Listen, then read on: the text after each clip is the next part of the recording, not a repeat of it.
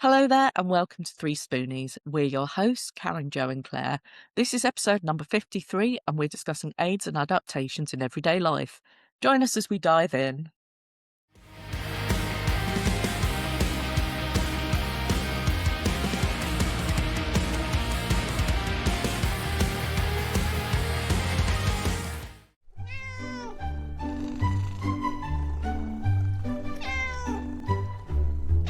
At Green Cat Books, we plant one tree for every book and restore 1 metre squared of British wildlife, wetlands and wildflowers habitats for every 5 digital books that we sell at greencatbooks.com. As fellow Spoonies, we know how important it is to rest and relax and take time for yourself. That's why we offer beginning to end publishing services, including proofreading, formatting and distribution, giving you the chance to heal. Hello, I'm Karen from Pony. And I'm Jo from Bright Cat Business Solutions. And I'm Claire from Black Bell Stationery. And together, we're 3Spoonies navigating our way through life and business with not enough spoons. This week, we're going to be talking about aids and adaptations, and we are joined by two lovely guests. We have the lovely Aaron Phipps. Hello. Hi everyone, I'm Aaron. How you doing? Nice to meet you all. Would you like to tell us a little bit about you, Aaron? Okay, so my biggest claim to fame is I am a 3 times Paralympian and gold medalist. That's a pretty awesome claim to fame, I have to say. I can't compete with that. Absolutely fair play for that, I would say. Thank you very much. We are also joined by Melissa Smith. Tell us a little bit about you and what you do. Hi, how can I go after Aaron now? Yeah, so I own Paws and Ernest, which is a dog enrichment brand. Yeah, don't really know what I can say after that. I'm impressed, Aaron. Sorry. Mine are world record breaking extreme knitter, but that's quite niche. So, and we did the world's highest choir concert. Altitude, not pitch. But yeah, I don't think it's quite the same as an Olympic medal, to be fair. No. I love it when you've got nice knitting that we in there, tried, though. Knitting's quite a good thread to get in at that point. Oh, you're going to be trouble. I like this already. This is going to be fun. Well, I'm going to pass over and hand all responsibilities to Jo for the questions. Whoosh. Oh dear whoosh. Okay, so we're talking about aids and adaptations. Should we go over what we understand by aids and adaptations? Because apparently the DWP don't understand what that is. So other people might not either. Whoever would like to jump in. So what do you mean what the definition of aids and adaptations is? What you think for a disabled person, what an aid and adaptation would be? Oh God, I'm interested to know what the DWP call it, because that was more a dig of, they said I didn't use any aids or adaptations when I do on my application. Assessment.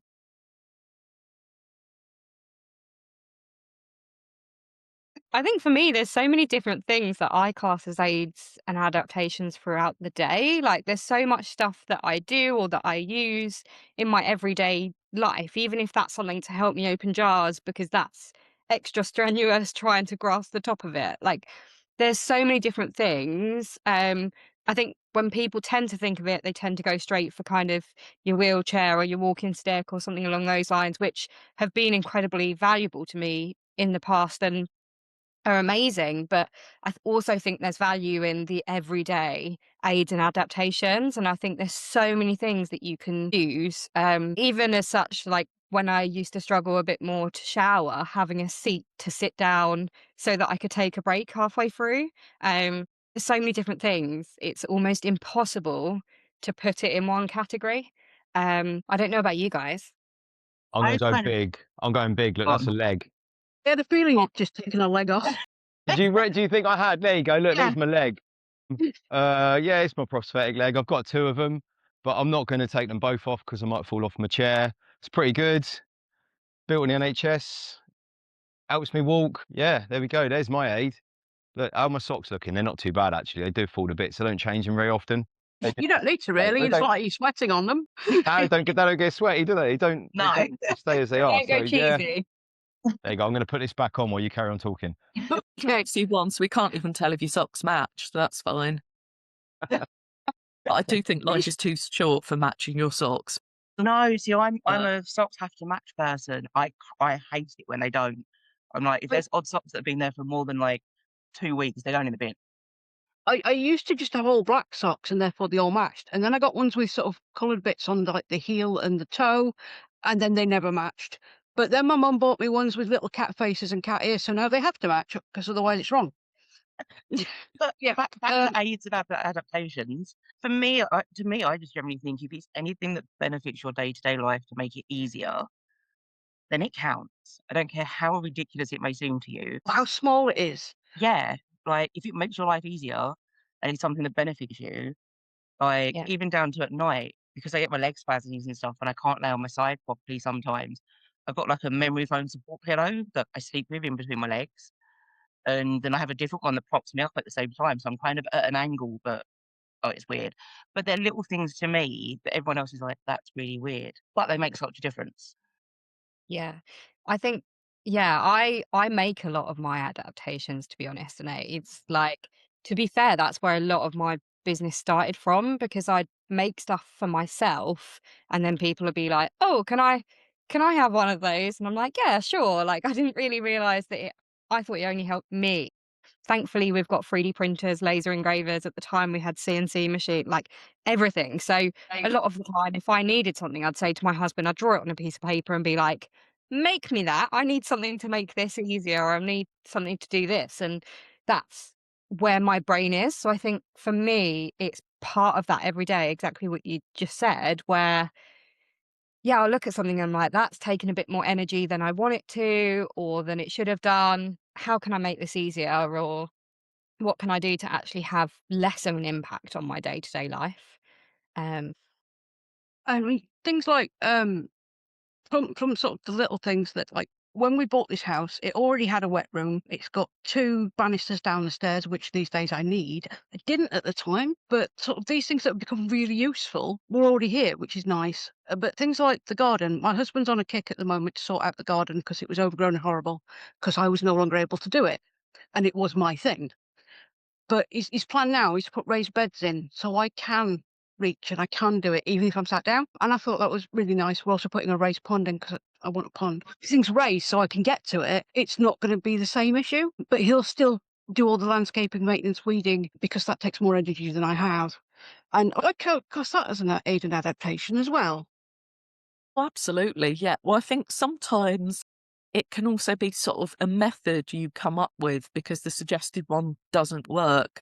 And sometimes you only notice it when it's pointed out. Like I went for physio, and to get my shoes on and off, I'd sort of propped my knee up and had my leg behind me, and that's how I was getting my trainer on. And they said, "Oh, you've adapted that." And I was like, "Have I?" I'd got so used to doing it, I hadn't even noticed that's not the way most people do things.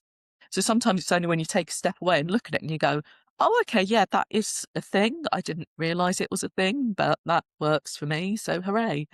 I had Yeah. something very similar the other day, and I can't believe I'm about to admit this on a podcast, but I realized that I can pick up a lot of stuff with my feet, because I find that I get so tired bending over and standing back up because of, I assume, the blood flow and stuff like that, that I now just walk around picking stuff up with my feet. And my mum the other day was like, "What did you just do? Did you just pick your sock up with your foot?" And I was like, "Yeah."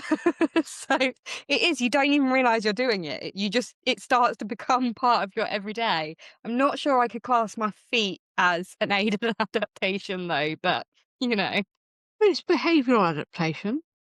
very true.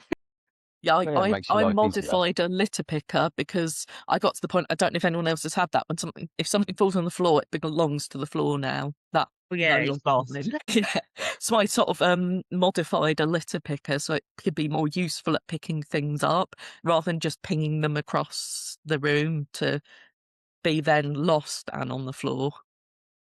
I do think it's much easier with the internet these days than it was back in the day. I mean, I've been poorly since, well, I was poorly in 1999 when I first became disabled, and back then you had the option of going to like the mobility shop. When I was 15, you went in like a mobility shop, and it looked like it was designed for old people. They had like, all the personal care stuff and that they needed. I was a 15-year-old. I didn't need half that stuff or want anything that looked like it belong to an 80-year-old. You know what I mean? I'm not trying to sound offensive to 80-year-olds, but you know what I mean? But I think it is much easier now that I can just go online and find all this random stuff. Or, you know, like Melissa was saying, get something maybe even bespoke made. Say, look, I need this. Can you just modify that part of it for me? I think that has changed things a lot. But then there's still the cost involved, isn't there? There's still the Yeah. cost element that if you're not disabled, you don't need to buy these things. If you are disabled, you do. Yeah. I mean, I agree for like finding all the stuff, and usually it's delivered to you as well. You don't have to go out and find it. Once I sort of admitted that I needed crutches and it would help with energy and actual pain levels, my mum had some NHS crutches, which was so painful to use, and really uncomfortable. And yeah, they're grey, they're horrible looking. So I got a pair of cool crutches, which have got an awesome design on it, and they're really comfortable to use. But it's just that next level of, I need these. It might as well look nice and be better fitted to me. Yeah, well, I think that's the thing. Sort of, if it's something you're using every day, that's kind of an accessory. So you sort of want it to fit with you as a person. Like I've seen people sort of crocheting covers for wheelchairs or have things in their style. You know, if they're into very 50s stuff, sort of maybe having accessories that kind of work with that. Because why not, to be honest? And like you said, you can personalize things more now. And also, if you're paying for it anyway, you may as well have something that's what you want, rather than some idea of what someone else thinks you want. Like I remember going to a Motability Roadshow in, I think it was the mid to late 90s, and getting told off for test driving on all the electric wheelchairs over. They had these little courses you could use to see which ones would go up steps and things. We got told off for driving around it too fast. And it's like, well, this is how we might actually use things. And just the cost of things was, they had these hand strengthening things. And we went, oh, that's quite good, because actually my hands are quite weak. And then a few stalls later, someone was giving away 3 bits of foam. And I was like, that's basically the same thing we just spent 18 quid on. And that was 18 quid in the 90s, which would basically buy you a house. I'd tell you what, talking about the cost thing though, some stuff is outrageous, isn't it? Like, some of the wheelchairs and that, I went to an event the other week and I was chatting to a guy there on a wheelchair stand, and he had one of those, what do you call it? Like, you know, the thing like you're floating on 2 wheels. It's like pretty amazing. You can go back and forth. I've seen those. The ones that sort of stand up. What are they called? It's got a name, innit? Yeah, it does. Well, you know, they're like you're flying along on 2 wheels and it Yeah. balances like on a gimbal. The kids use them, don't they? I can't remember what they're called. And Wheelie? out of curiosity, sorry, Like a wheelie? yeah, it is a wheelie, but it's got a name, innit? It's sort of the Well, we'll remember by the end of this. This will bug us Yeah. till the end. Someone will go. Yeah. Someone's going to shout out halfway through. yeah. And I said to this guy, I was like, "How much is this then?" Out of curiosity, I don't need anything on that level, and it was something like £28,000. I was like, "What?" And he was like, More "Yeah, than a car." £28,000." And I was like, "Well, okay, it might have not been that quite that much." And then there was an electric chair, and I was like, "Oh, how much is the electric chair?" Then he was like, "Oh, I was like £18,000." And again, I was like, "What?" And he was like, "Well, yeah, but a day wheelchair now is about £8,000 or £9,000." And I said, "Yeah, and that's completely outrageous. It shouldn't be that much." And we almost had a shouting match in the middle of this thing because it's so bad. I mean, I think I probably shouldn't say this on a podcast, but I'm Say going to. it. The issue is, Sorry. yeah, the issue is, I think, where some people get compensation payouts when they've had a terrible accident that's happened to them. Rightly so. I don't begrudge anyone that, even though I'm old school disabled, like Motability car. Here we go. The people that get that, brilliant. They need that, but I think it pushes up the cost for everybody else because these companies just see dollar signs and they think they can rinse all these insurance companies for whatever, but then it drives up for everybody else. I mean, It ruins it Yeah. for people that don't have the payouts and are just living day-to-day life. yeah. I mean, Like- That and all the extras how can you say need. a And it's standard? like, oh, it's like, do you want a cushion for your wheelchair so you can actually bear to be in it for more than 2 hours at a time? That'll be like 200 quid for a cushion. And I'm like, it's not made of magic. Do you know No. what I mean? It's a cushion at the end of the day. And that's something you need just to make it functional. It's like, oh, that's extra. Or if you want handles that are actually functional, that's extra. Or this is extra and that's extra. And it's like, it's not a luxury to not have It's like they extras. think these are luxury items for us. It's not. It's something to make our life easier and less painful. You know, we're not going to be sitting there sunning it up like, oh, look at me and my adaptations. No, this is just so we can function and be normal. Well, as normal as possible. A lot of the Absolutely. time with the price as well, it's because it's a captive audience. Yeah, And we don't have a choice.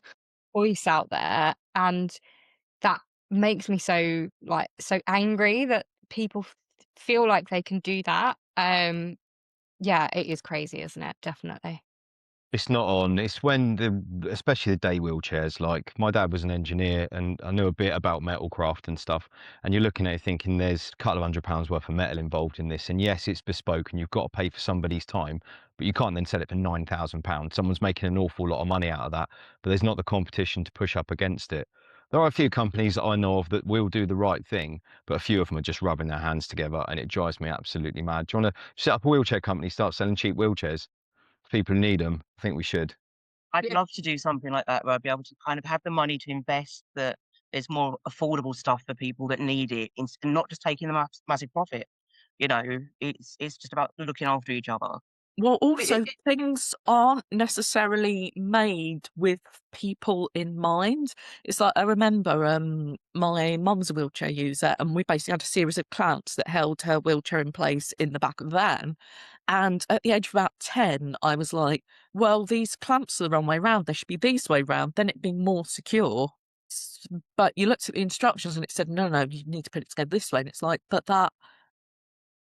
that doesn't make sense. And there were all of these things. It's like, oh, this is it. This is the way it's done. It's like, but why is that? Or like for any repairs as well, like it's often cheaper to just replace it with a new thing, which is ridiculous. So at one point we went to a shipyard and said, look, do you have equipment that could sort this bit on this wheelchair? And they went, oh yeah, we could do that for you.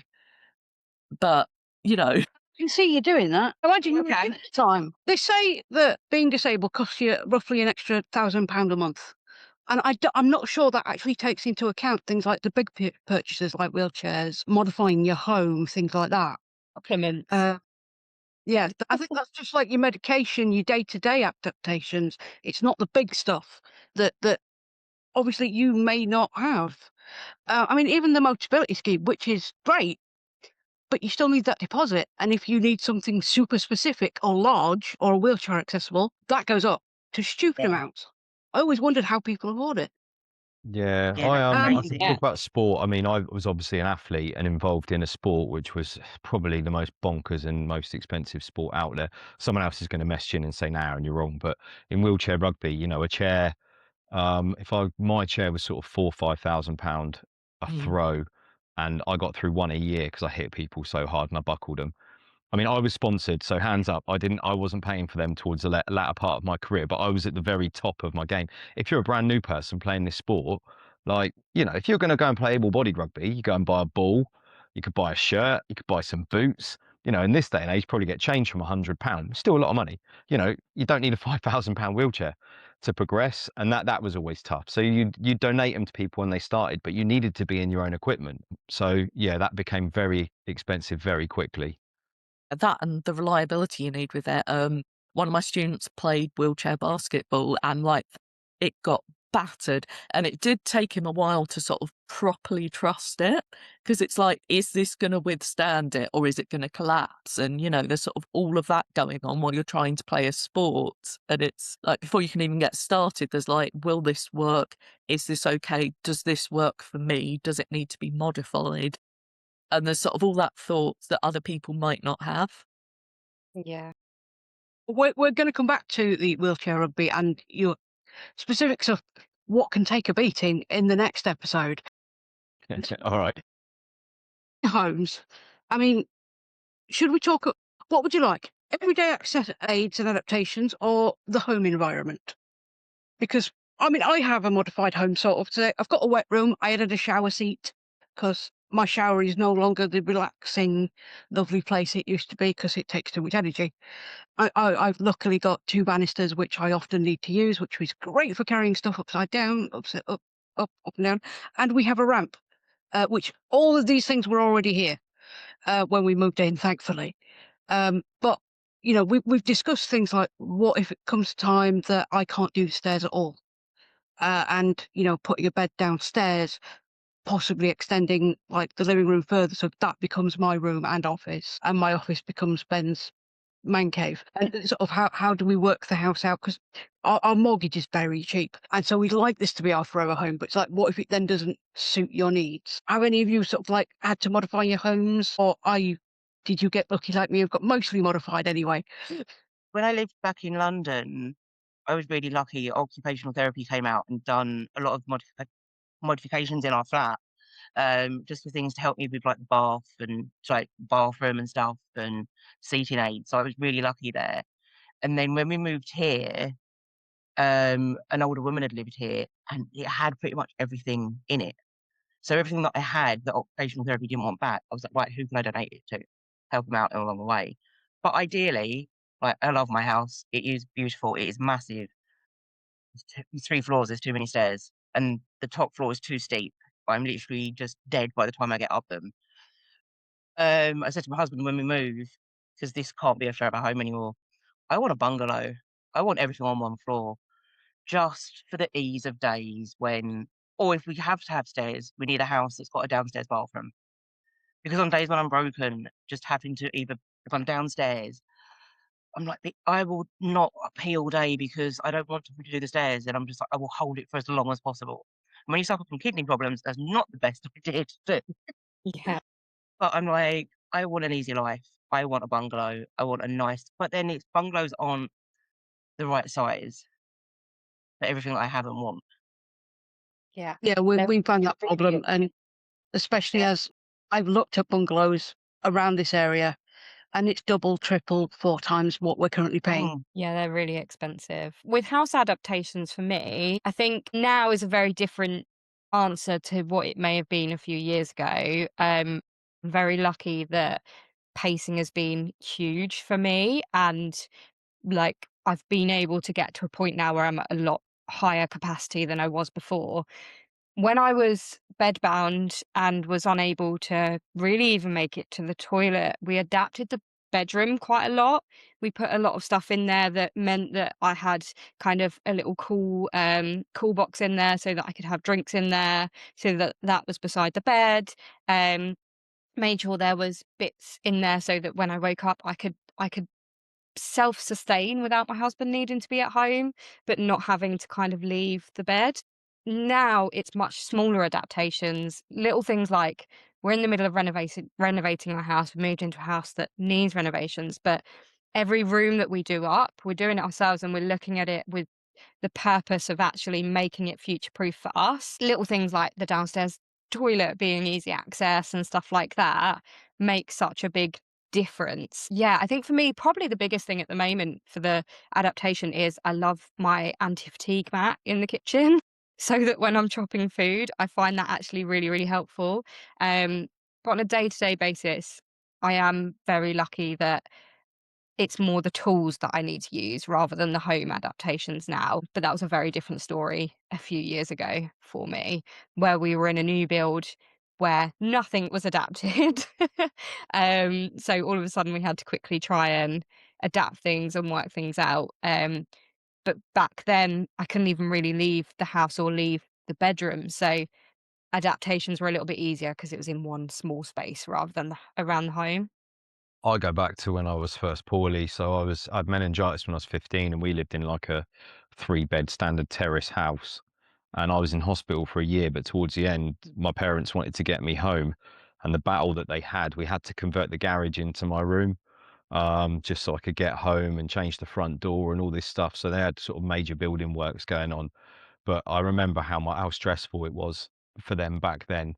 And for quite a while, I was just living in the lounge. So, and that's not a great place to be when you're sort of 15, 16 mm. as a lad at your mum and dad's house. Hey, I just started getting to that point of getting my independence and being off and doing all that stuff that I did. But, being stuck at your parents' house in the living rooms, it wasn't fun. It wasn't fun. And it did take quite a while to get it sorted, but it was great once it was. you're sort of wheeling through, just going, I'm just going away, be on my own. Yeah, yeah, exactly. You just want some space, don't you? Particularly Yeah, as a teenager. So yeah. yeah, but to be fair to the local authority, we did get it done. It took a while, and I was really fortunate that there was going to be a shortfall. Local community raised me some money and stuff, which I'm, forever grateful for, because we would have been stuck otherwise. I was going to ask Karen to tell us about the lift. Yes.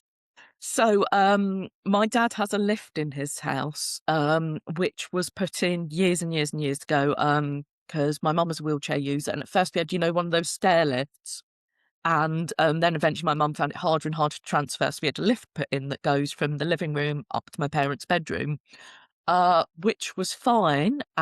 It wasn't used for ages and ages, and then my dad needed knee surgery, so suddenly it's like, oh, well, we've got this handy lift, so, you know, you won't have to go up and down the stairs, which was great until it broke about a foot off the floor. So it's like the worst of both worlds, because like if you're wandering around, you were going to bash your shins on the bottom of this lift sort of thing. So I ended up sort of crawling on top of it, trying to fix this flipping lift to get it going. But it's something that I got so used to having, I forgot that it wasn't usual for people to have lifts in their house. So it's like, you have a lift in your house? Is it like the Thunderbird's house? Remember when I was at secondary school, one of my friends, her brother was disabled, and so they had a lift going from the kitchen to his bedroom, and then his bedroom was next to the bathroom, and it had been converted to have like doors open, and it had like a hoist to lift him into the bath. And I thought it was fascinating, especially as a teenager, to be like, "Oh my god, someone's got a lift in their house." Like, I know it's for a serious reason, but I was just like, "Mum, why can't we have a lift?" Like, it was like, you know, you're just typically lazy and just like, "Oh yeah, lift is fantastic." But it's, I don't know, you kind of see the practicality of it as you're older and you get your own health conditions and stuff. But the question I was going to ask Aaron was, how have you found it as an adult with like obviously leaving your parents' house and moving out and obviously being a lot more independent? I think because I was always looking at properties and things as a disabled person, it was kind of on the forefront of our mind. I'm going to be honest, it's a bit weird having all these conversations today because I've been disabled for quite a long time. You just get on, don't you? We have Yeah. that choice, don't you? You can moan and just get upset about everything, or you can just crack on. And I think we do go with the crack on aspect of it. But so I would have just put things in from day one. But like all of you, I'd have loved a bungalow. But again, they were just out of our price range at all. So, you know, just kind of make do really. I'm very fortunate I'm an amputee. I can't wear my legs all the time because they get sore if I walk too much. So I do a little bit of everything. So I'll be on my legs sometimes, I'll be in my chair sometimes, just kind of balances it all out a little bit. But I think it was probably easier because it it wasn't an acquired disability as such. It was something that was already there when me and Vicky got together and started moving in and things, which I think made it a bit easier, to be honest. Yeah, I'd imagine it could. 'Cause, like, we've had to sort of really adapt to what I can't do anymore. I felt really guilty every time, like, Ben had to take something else off me. Um, I mean, we've adapted quite well, I think. Um, though this year's made it slightly worse in that my health got worse, so I couldn't work as much as I normally would, and I've always been the breadwinner. So that's sort of thrown me for a loop. It's like, but he's doing everything else. I need to earn some money as well, like enough to like sustain us and hopefully have savings. But sort of that threw me for a loop. But we're getting there. But it does help definitely to have someone there who's on your side. Mm. Yeah. What would you say? Let's talk about sort of the tools that you use daily. At the moment, I would say that my biggest thing is actually my medication organizer. Because I got to the point where I couldn't remember if I'd taken my medication, and that could be really bad. I'm now at the point I can't remember if I've taken painkillers, which painkillers I've taken and when, but that's a different story. But yeah, my general medication is like, without that organizer, I don't know if I've taken them. And so that to me is a lifesaver. What about you, lot? Okay, After go I saw the pill organizer, I was like, "Oh," because I used to be really good with taking my meds every day and knowing when So I'd did taken I. them. Mm. And it's definitely, I think, more this year, and I don't know if it's because of all the other stress I've got going on, that my brain is just completely fucked. I'm just like, I don't know whether I'm coming or going. Don't even know what I've done that morning. Um, so I got a pill organizer, and I'm like, "Oh, this is fantastic." Apart from the fact I didn't get a very practical one, and it was like these like little round ones for the morning and evening. The more you use it, the more the writing comes off of it. So now I'm at the stage, it's like, "Well, did I take my meds today? What day am I using? What am I on? I don't even know anymore." So at the moment, while I wait to get a new one, I'm back to using 2 alarms on my phone to remind me to take my meds. But I have to do it when I'm there with the alarm, because otherwise, if I think, "Oh, I'll do it later," I'm like, "Have I done it? Have I not done it? I don't know. I don't wanna overdose on meds." Unless it's No, good my meds. friend did that on amitriptyline, which can make you a bit wobbly as it is. And I happened to notice because she came into work with a brand new blister pack, and by about lunchtime, the entire pack had gone because she'd taken the normal dose, forgotten about it, gone, oh, I've Oh. not taken it, taken another dose. And she'd repeated that enough that we were like, we're going to drive you to the hospital now because that's Yeah. a lot. But yeah, it can be easy to forget, especially if your medication makes you more forgetful. That's kind of a vicious circle. Yeah. When you forget things, it's like, then you're just like, hang on, have I done this? Have I even done it? I don't know. But I haven't sold my prior cut machine yet, so I'm actually going to print out vinyl letters and stick them on, I think. That might be better than just buying a new one. Like, Last a bit longer. can we briefly pause for some spoonsful of loveliness? Here's Of some course we lovely can. things from our sponsors. Feeling stuck? You're not alone. Men Forge Forward is an online community where professional men under pressure reclaim their edge through brotherhood and real accountability. Guided by Sean Hegarty, a former paramedic turned men's well-being strategist, you'll join over 60 men who've learned to handle stress, rebuild confidence and demand more from life without burning it all down. Start with the free 30-day Fire Up Challenge and discover what's possible. Join for free today at menforgeforward.com. That's menforgeforward.com. Your fellow Forge men are waiting. Hi, I'm Sheena from Kapow Business Coaching with Impact. I work with business owners who feel busy but a bit stuck. You've got ideas and you're capable, but when everything feels noisy or heavy, it's hard to know what to focus on. Focus Support is inbox-only support. You email me what's on your mind, and I help you sort through it. Together, we work out what actually matters and what to do next.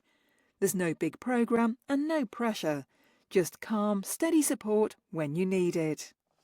Welcome back to our special anniversary episode. We are talking about aids and adaptations for the everyday and the home. And we were just talking about, like, what is the one thing that you couldn't do without on an everyday basis? Okay, for me, it's going to be quite boring. I think it's not going to be that. So obviously, my legs. I got the leg out earlier, but without my legs, I struggle. And I'll tell you what happens to me is sometimes I can't wear them and they're sore. And then I'm in a wheelchair all the time and I get really grumpy. I'm like a bear with a sore head because if you're in a wheelchair all the time, you get used to it. But if you're out of a wheelchair and then you get back in, that's not fun. But for me, it's my car. It's my mobility car. I would be lost without it. I use it all the time. I can't walk particularly far. So now to like park in disabled bay, although everyone's got a badge these days, I don't know what's going on. Being able to park in a disabled bay and, you know, get in somewhere quick and easy is a godsend. Absolutely massive. And then, yeah, my wheelchair as well and my legs. But the other thing, which is a little bit left field, I think, is actually my wife and my girls.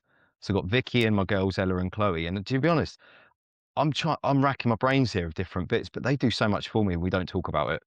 You know, they just do little bits and pieces that I need a hand with. They would just do it before I even asked, you know? Bit So of kind of physical support you don't even realise you're having. yeah, I do, because they've always known me being disabled and like, you know, if I can't open a jar or something silly, they'll just like take the mickey out of me and do it and give it to me or whatever. But I think for me, yeah, I've got all these tools and I've got all these little tricks and tips and things, but actually it's just the people around me that care about me, that help me. They're probably the biggest thing.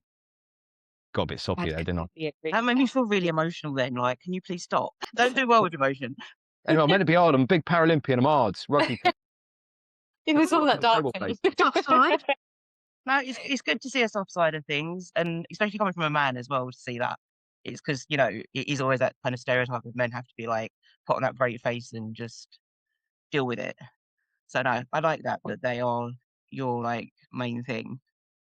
Yeah, thank you. Thank you. And I think you adapt so much, don't you? Like you would just certain things you wouldn't do. Well, it's a bit like my daughter Chloe wanted to go-karting for her birthday. I messaged them and said, "Have you got a go-kart with hand controls?" They're like, "Nah." What, across the whole of the UK? Nah. All right, thanks anyway. I'll just come watch. But you know, obviously I want my daughter to go and enjoy her birthday. It's not about me. But you know, at the same time, stuff like that's annoying because really, isn't it? I don't think it'd be the hugest thing to them for have. I think they had about 20 go-kart centres, one of them that had a go-kart of bloody hand controls, would it? And it'd be such a thing that it would make it more accessible to so many more people. Well, yeah, absolutely. It wouldn't be that tough, really. And it's probably a good thing, though, because I'm quite competitive. Then I kick her ass on her birthday and she'll cry. And Yeah, you've got to win on it's a a blessing in birthday. disguise. All these crying little girls Overtaking and get out of the way. throwing Just shells dropping at them. F-bombs And at them. that. Yeah. To be fair, I'd completely agree with yeah, my husband has definitely been such a huge help throughout. I'm actually going to put a really rogue one in there, which is lately AI, ChatGPT has helped me so much. If there's something that I'm a bit like, okay, that's causing me quite a bit of energy loss, or that's quite difficult. Quite often I'll go on there and I'll be like, I'm struggling with this. What adaptations can I do?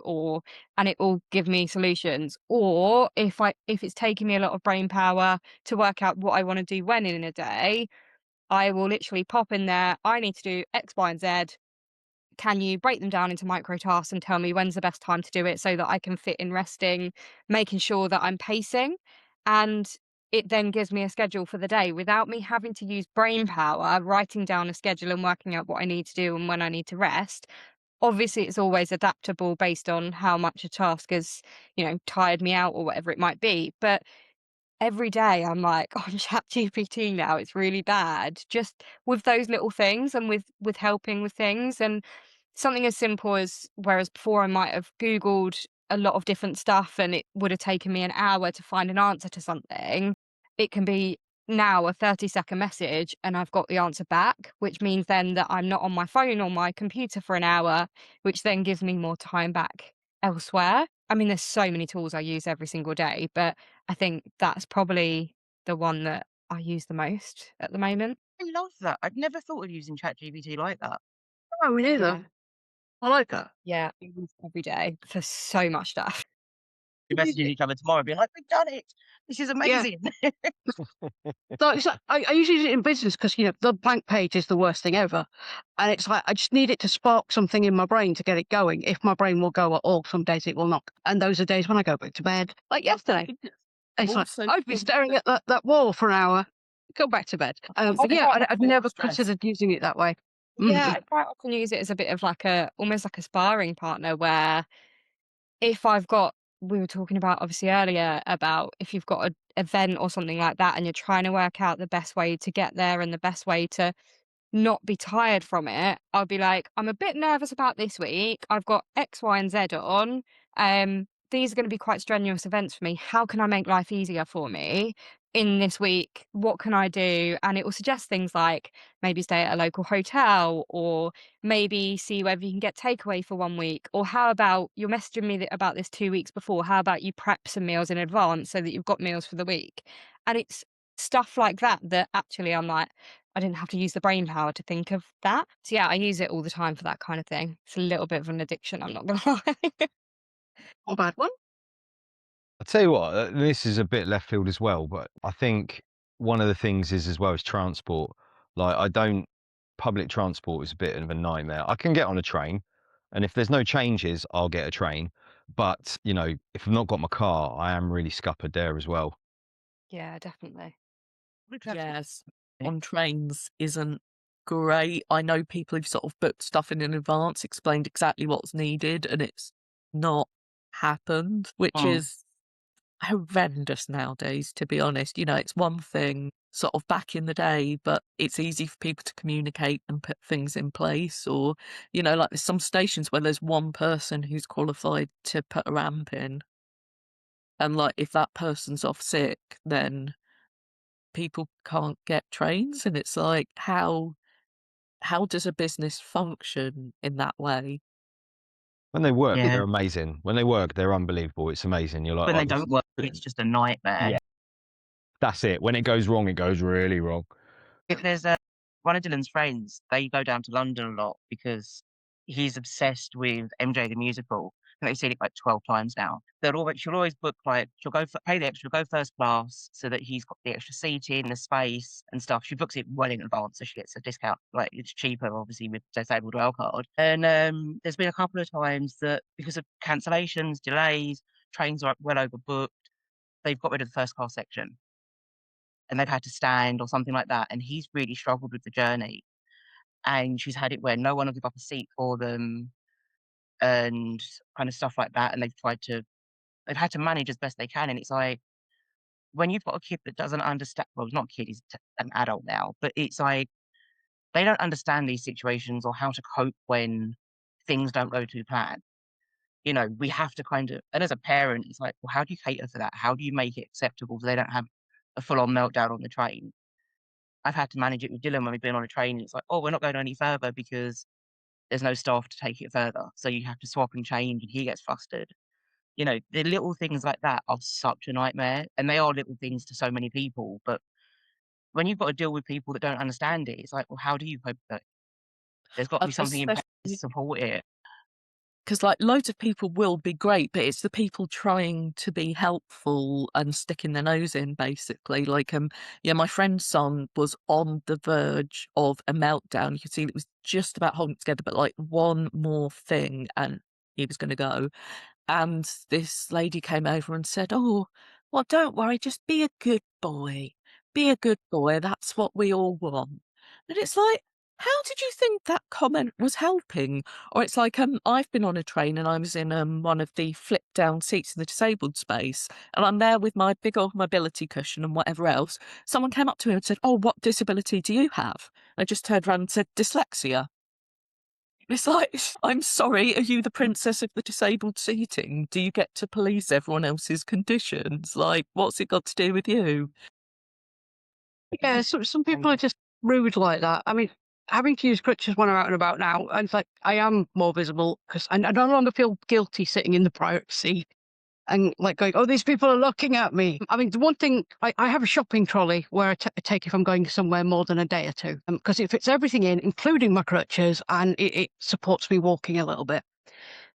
The only problem I've found is that I have a taxi big enough to get it in and help lifting it in. If I'm going taxi from places, it's a little bit difficult on the train, but not so much. Taxi's a bit of a pain.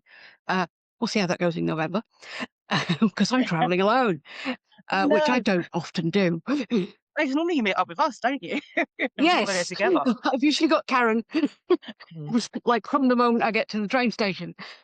But yeah, that's going to be an interesting one. And hopefully I won't get. No, it's fine. I can get the tram and then I can walk from wherever it is to my hotel. 'Cause, I can't. I know I can't. Yeah, no, that's gonna be oh yeah, you've got to document that for us and document it and be like, oh, how did it go? I will. I mean, at the train Like, station by my mum's, you get off the train and there's a gap like this and a drop. And obviously, if you've got in a wheelchair or something like that, they will get the ramp out for you. But I see people with buggies, and it's like, even I have, when I get off it, I'm like, yeah, my knees are screwed. Like, and as you drop down, you feel the pain and the pressure. And it's like, how do people even do this on a normal day? So, also the definition of, like, if you look on the tube map, some of the accessible stations, it's like, they're not I mean, accessible. by They lie. what definition? Like, is there a magical hidden lift somewhere that no one has ever seen or encountered? Because, like, there is no, like, some of them genuinely it is you can get in, out, everything's nicely put together, you know which carriage to be in, whatever else, and others it's like, no. So my dad over time has developed ways of, like, if you get off at this station, there's actually a toilet that's level and you can actually use, or get off at this one and you save the steps, it will take you 10 minutes longer on the district or whatever. But, like, there isn't an official guide with any of that stuff there. It's just sort of people have passed on to each other. And there probably should be, to be fair, because, for some people, it's like, it's not the walking distance that's the issue. It's the fact I'm going to need to get to a toilet and I don't know where they are. Yeah. There was someone, I think, in Joe's Facebook group that was doing an app for things like that. But I've been awful on Facebook and haven't been in there for ages. I know the Yes, app. I'm sure. It's Snowball. It's Snowball. Yes. Why? Yes. Yeah, Ah, Snowball. So when we're recording this, I don't think it's been officially announced, but I do know that I think, it'll be fine by the time this oh, go comes out. on, tell It's us. going to have a map with all the tube stations on it with everything. And I know Simon, who created it, is phenomenal. So Yes, that's it. Oh, yeah, it's yeah. So so needed. how good is this? It was really good listening to you say that, Karen, actually knowing at the back of my mind that this is going to happen. So yeah, it'll be cool. As long as the lift's not broken at any of them, but I Yeah. don't know, it might auto update. It'll be amazing. But yeah, he's a phenomenal guy and really doing his best to try and I make think it was it when successful. when he first put it in there, this is what he was creating and doing. I just thought it was a genius thing, and it's just something that's there for everyone, just so that they can get around a bit more. Just yeah, fantastic idea. Yeah, and also reassurance, I think, because I tend to overplan things. And it's, if you know in advance, okay, this will be all right, this will be all right, this could be okay if I can do this, this, and this. The bits you can't plan for, or the unexpected bits, they're the bits that wreck my head and could absolutely ruin my day. Although, you know, I have that like that time dilation thing in London, that if it's like, oh, I missed the Circle Line train, I'm gonna have to make 2 minutes for the next one, it's gonna ruin my life. So that may be a factor in it, but you know, it's like, right, I've planned this, I've got everything I've need, I've got extra drinks, I've got this, I've got that, I've got this, it'll be too hot on the Jubilee, da, da, da, da. And then it's like, oh yeah, the lift's not working. It's like, well, now I will destroy the world with my wrath. I mean, when we went to Doncaster the other year, last year, maybe, and we decided to get the bus back from the venue to the train station. Despite the fact we were all together, I found that incredibly stressful. I've always found buses stressful because they don't always tell you where they are, what stop's coming up, and what's happening. And even before I was physically disabled, I found that super stressful. And you don't know the area as well, and it's like, you've got to try and guess it, and it's like, Google Maps might say, like, these stops, and then on the bus, it's completely different, and you're like, "What the fuck are you doing to me?" Yeah, where am I going? Is this the correct bus? What's happening? I mean, I avoid buses generally as much as I can. They vibrate and that hurts. I have a hierarchy of transport modes. Bus- yeah, obviously. Ever tried something that's like been your ideas of an accessible solution that's completely not worked? I've got one. I've got one. So it wasn't me. It was I felt really bad. This lady sent me she said, I've designed a cup holder for a wheelchair. And she said, can I send it to you, please? And I said, go for it. So she sent me this cup holder, and it was going to be quite expensive. And they developed this little item so it clipped on your wheelchair. You'd be able to put a drink in it, like ideally a pint. That's what you want to put in your cup holder, like a pint or something for when you're wheeling around. And she went, what do you think? And I was like, there's a bit of a fundamental flaw with this. And she's like, what's that? I said, everybody I know, they just go and buy a cup holder that fits on a bike. And she was like, oh. And she spent an awful long time putting together this specific cup holder to help people with disabilities, not realizing that one of those ones that goes on a bike that you can buy for about £3 from Halfords will work exactly the same. And I felt really bad for her because she'd put her bloody heart and soul into this, and it was a no-go because she wasn't going to be able to sell this for £80. No one was going to buy it because you were just going to go and buy the the simplest options sometimes are the best, aren't they? It can be. I mean, I guess the idea was there, but she didn't do a research beforehand to go, oh no, there's a solution already. I was Yeah. just chuckling at that because I went to a drumming demonstration once, and the first like 20 minutes of this drumming demonstration was things that this guy had DIY'd to like put drumsticks in, and to put, he developed a drinks holder because he found one of the things was having an accessible drink when you're drumming. Like, there's not a natural place to put it. You don't want to attach it to a drum because it's going to vibrate and whatever else. As I said, 20 minutes, this drumming demonstration was stuff that he DIY'd over the years. And it was mostly done from like, oh, I've taken this pie tray and things like that. And, you know, sometimes you do just modify your own things, or like with some of my silversmithing tools, I kind of like put a bit of a bigger handle on them, or I experimented with, you know, like you can get these foam handles for knives and forks and things, but they're more flammable than is ideal, to be honest. But, you know, live and learn. How much did you set on fire? Some. Yeah, I think I adapt a lot of my stuff. I would say there's not necessarily a funny story, other than a lot of my stuff starts off very ugly and just practical, and sometimes they look questionable. A product that we actually sell now started off looking very questionable. Very, very questionable. It looked like a very different item altogether. It's now a plug and stand for kind of enrichment toys, but I think you can probably use your imagination to think what it looked like. So I think a lot of mine is that they start off almost being too practical, of actually this is going to help me do this thing, that I forget about the design, and then that kind of comes later. And a lot of the way that I think and create things is that practicality first. And a lot of my inspiration, to be honest, comes from everyday things. So yeah, it just ends up kind of adapting from there. But yeah, there's been some questionable looking things before they've been I feel like used. we need a slideshow of pictures. Yeah. This would be the perfect part for like insert slideshow. Well, there's loads of things that. Do you remember when you used to get those sort of very specific, as seen on TV style adverts for things that were clearly made for disabled people, but they didn't say they were disabled people? Like, do you remember was it the Snuggie or the Slanket, like a blanket with sleeves on that's clearly designed for a wheelchair user? And they showed all these people at an American football game cheering in the air with this blanket flapping about in the breeze while they're getting soaked. And it's like, that is not what that was designed for. Or all these things, you know, like, do you Yeah. have trouble eating with a spoon? And like most people watching it are going, no. Why would I? Because they wouldn't say, you know, this might be for someone with Parkinson's who might shake or something like that. You know, it's like, here's a completely generic product that you can't quite work out what it's for. And it's like, just say what it's for. Just tell us why. Or the foot cleaner thing that's stuck to the bottom of your shower. It's like, Oh, yeah. but why would you do that? Just bend down and wash your feet. Having now that I can't do that, I get it. But yeah, just say what it's for. Yeah, or the What ridiculous. about you? So a lot of adaptations and a lot of tools have been developed so much that now a lot of them are in mainstream. Like, I can't think of any examples from the top of my head, but I know there's a lot out there that are now used every day by people that are able to use them normally, but yeah, they've just been adapted and used in that way. I'm sure it was something like, yeah, I mean, even captions on social media, right? Like, we all use them now so we can listen to stuff on mute, Mm. but actually that was originally designed for people that can't hear.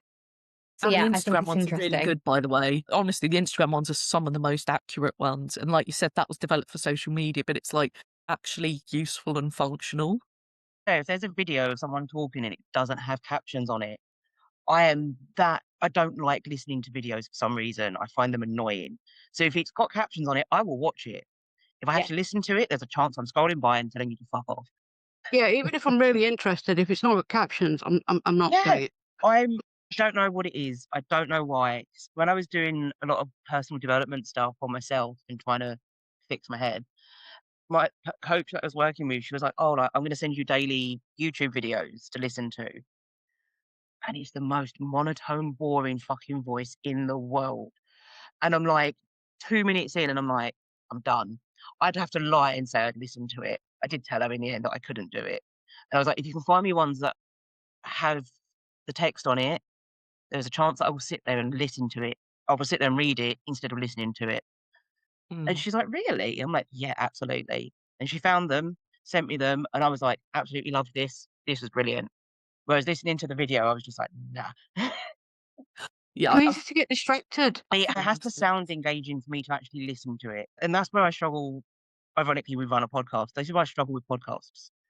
Because if it's not got the right people, the tone and everything, I can't listen to them. I find them so annoying. I apologize. I'm not offending everyone. With I podcasts think and stuff on 1.25 or 1.5 speed, like, every video I watch is on, like, double speed because then it keeps my attention for longer. Yeah, think well, I there's think something sometimes it's something was developed for one particular need, and actually it's like that's good for loads of people. Or before captions was as reliable as it now sometimes is, depending on platform. Like when they first started putting transcripts on things, I remember when it was really cool to have a really perky person doing a video to explain everything. And I'm like, no, just tell me the bit I need to know. I don't need your perkiness and cheer. Just get to the point. And I think it's those sort of things that you also kind of become used to once they're there. And maybe that was done for a very specific thing. But now it's like, actually, do you know what? That's kind of made it better for everyone. Definitely. Yeah, more of that would be great. Okay, last question for you. How do you find your solutions? Mine is everyday inspiration. Like, everything that I look at, particularly for the business, I'll be looking at something completely random, a deodorant bottle, and I'm like, oh, I can make something out of that. And it's something completely different. Or one of our products that's going out next week, for instance, or in the next couple of months, is designed after the gym balance board things. like, my inspiration comes from anywhere. A lot of my inspiration, though, comes from pain and comes from a problem first. So it might be that I'm struggling to, I don't know, I'm struggling to stand up and cut the vegetables in the house, for instance, for dinner because I'm particularly tired that day. Well, I've got a little tray now that's got a chopping board in it and I can sit on the sofa and cut the vegetables. Like there's adaptations like that, and that's where my inspiration strikes, generally from a pain or a problem. And then I'm like, how can I solve this problem? How can I adapt to what I'm doing to make it slightly easier? But every day I'm walking around and I'm like, "Oh, I can make that a bit easier. I could do that." Yeah, it's handy having a 3D printer. I'm not gonna lie. So much stuff is made. I'm just like, let's just make this. Yeah, every day. But it's definitely the right way to look at it, from the problem first and what can you do. But yeah, to make it out of the 3D printer does help. Like, I'm going to make this. I'd end up making the Uh, most obscure things if I had a 3D printer. you would. But it would be very horror themed based as well. It'd look really disturbing and messed up. Oh. Now I want a 3D printer, or at least Melissa's gonna make stuff for me now. When we Um, got the 3D printer, the agreement was that we wouldn't make stuff like that didn't have a use. So we've actually never made anything that's like decor or, like a little tidbit type Would thing you like or anything like that. would you like to, is all I'm saying. I mean, but yeah, so I think for us it was always used in a different way. I think I'm probably quite similar to Melissa in that it's normally something bugs me. So I'm trying to do something. It takes everybody else less time. I think that's annoying because of my hands or something. So I'll create something. I try not to just buy things again for the sake of it, because then you're just buying tat, aren't you? It's kind of led from that. Okay, this shouldn't take me this long. It takes everybody else this long. How am I going to make this easier if I haven't got someone who can just help me with it? And then, or my mum turns up with stuff sometimes, to be fair. Mum be like, "Oh, I saw this, Aaron. I thought it'd be really good for you." And I'm like, cheers, mum. True mum fashion, you know what I mean? Yeah, And yeah. most of the time she's right, which is annoying, but I don't like to admit that as a 40-year-old man. So, so yeah, there's the odd thing. I mean, sport, we were adapting stuff all the time. And you'd end up like buying lots of random bits and wasting money trying to get something specific because everything was so individual.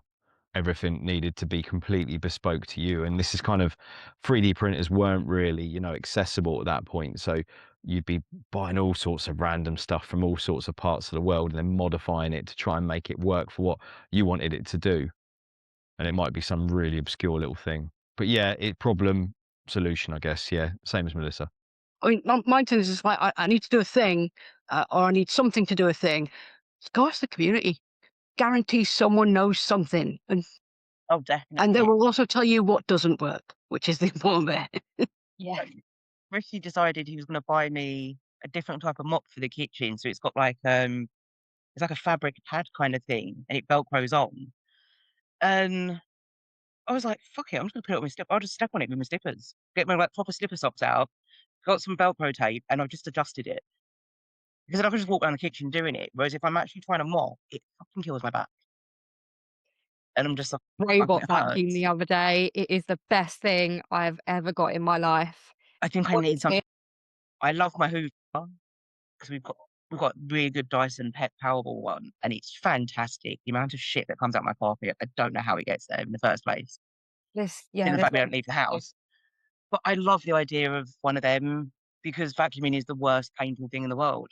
Yeah, we got it on like a ridiculous sale deal, which is why we ended up getting it. And I thought I'd hate it. Now it goes around twice a day. I've called it Larry because it's as happy as Larry doing the thing that I hate. Ooh.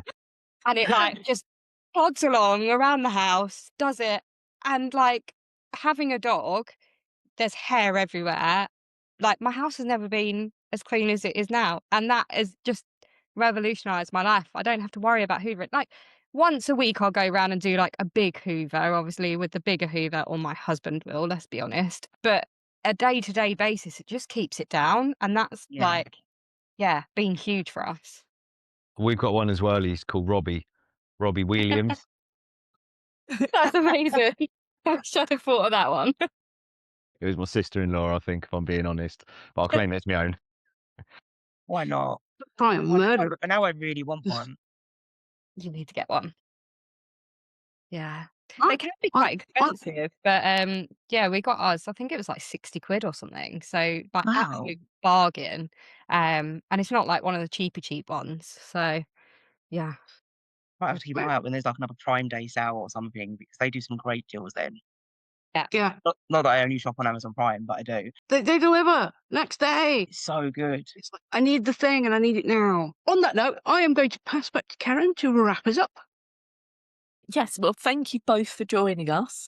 Now we are very nearly at the end. Is there something you'd each like to tell us about, plug, or any useful links you'd like to share? I will go Aaron first. Thank you. I think I've already alluded to it, but the Snowball app, check out the Snowball app if you haven't already. It's amazing. Simon's doing his thing and it's really, really important. I think the other thing I'll plug got me thinking was, well, they were my wheelchair sponsor while I was competing, but they're a very honest bunch and are making day chairs at a kind of a more reasonable rate, and they are RMA Sport. So RMA. I can't do the phonetic alphabet. Someone jump in. So what is it? Romeo? Roma. Yeah, RMA Sport. Google them. They were Roma Sport before. But they're a really great bunch. They're based in Wales. They do second fittings and things for people with their day chairs. So if you are someone who needs an active day chair or sports chair, get in touch with them. And if you want to learn more about me, it's just aaronphipps.com. But thanks for having me on, everyone. It's been really interesting. Lovely chatting to you all. Thank you very much. And how about you, Melissa? Yeah, so as I also alluded to, I own a dog enrichment business called Paws and Ernest. For me, I love connecting with people. So pop me a message, get in touch via DM, mainly on social media. Instagram is probably our biggest account, which is at Paws and Ernest, but we're at Paws and Ernest on every single social media. And all of our products are tried to be adapted to make them as accessible as possible, and also have come from my own pain point with my dog Marty, where he was way more energetic than I could possibly be for him. So enrichment has given him an outlet that's meant that we've got a better bond now. So yeah, that's me. No, thank you very much to both of you. And thank you for joining us for 3Spoonies on AIDS and adaptations. Extraordinarily hard to say, apparently. We'd love to know your thoughts in the comments, particularly if they are legible and cogent, which mine are not. Don't forget to subscribe for our weekly podcast and leave us a lovely review. You can also buy us a coffee if you like what we do. All the links, as ever, will be in the show notes, so you can give them a nice little click if they sound interesting. We'll see you next week for looking more at AIDS and adaptations in the community, business, and potentially the future. Have a great day and keep track of your spoons.